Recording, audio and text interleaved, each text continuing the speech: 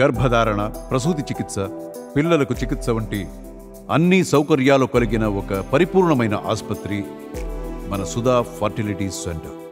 కలకత్తా ఆర్జికర్ కాలేజ్లో జరిగినటువంటి ఘటన అందరికీ తెలిసిందే. దేశవ్యాప్తంగా ఒక సంచలనాన్ని సృష్టించినటువంటి ఘటన ఇది. ప్రాణాలు పోసేటువంటి డాక్టర్లే ప్రాణాలకే రక్షణ లేదు అనేది ప్రధానంగా వినిపిస్తున్నటువంటి ఒక స్లోగన్. అయితే దీనికి సంబంధించే ఆర్జికర్ కళాశాల, వైద్య కళాశాల మాజీ ప్రిన్సిపల్ సందీప్ ఘోష్ని సిబిఐ అధికారులు 23 గంటలకు పైగా విచారణ చేసినట్లుగా తెలుస్తుంది. శుక్రవారం మధ్యాహ్నం మొదలైనటువంటి విచారణ శనివారం అర్ధరాత్రి వరకు కూడా కొనసాగినటువంటి పరిస్థితి. ఈ మధ్యలో ఒక 2.5 గంటల సమయం మాత్రమే ఆయనకు బ్రేక్ ఇచ్చినట్లుగా తెలుస్తుంది. ఈ సమయంలో ఆయన ఇంటికి వెళ్ళి రావటం, వచ్చేటప్పుడు ఆయన చేతిలో కొన్ని ఫైల్స్ తోటి ఆయన రావటం జరిగింది.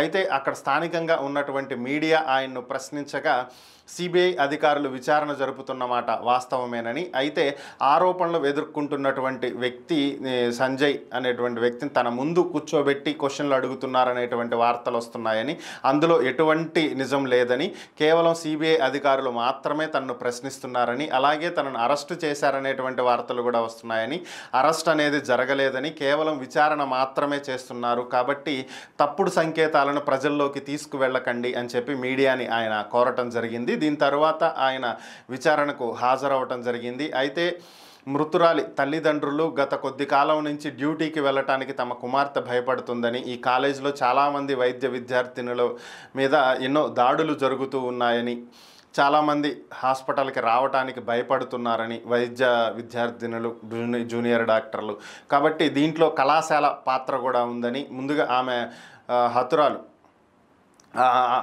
అత్యాచారం గావించబడి హత్య చేయబడిన తరువాత ఇది ఆత్మహత్యగా చిత్రీకరించేటువంటి ప్రయత్నం కాలేజీ యాజమాన్యం చేసిందని, ముందుగా ఆత్మహత్య చేసుకుంది అని చెప్పి వారు ప్రకటించడం జరిగిందని, ఇవన్నీ చూస్తుంటే కాలేజీలోనే కొంతమంది ముఖ్యమైనటువంటి వారి హస్తం దీని వెనక ఉంది అనేటువంటి అనుమానాలు ఎదురవుతున్నాయి అని చెప్పి వారు తెలియజేయటం జరిగింది. సో ఈ నేపథ్యంలోనే కాలేజీలో ఉన్నటువంటి ముఖ్యమైనటువంటి వాళ్ళను కూడా సిబిఐ విచారిస్తున్నటువంటి పరిస్థితి.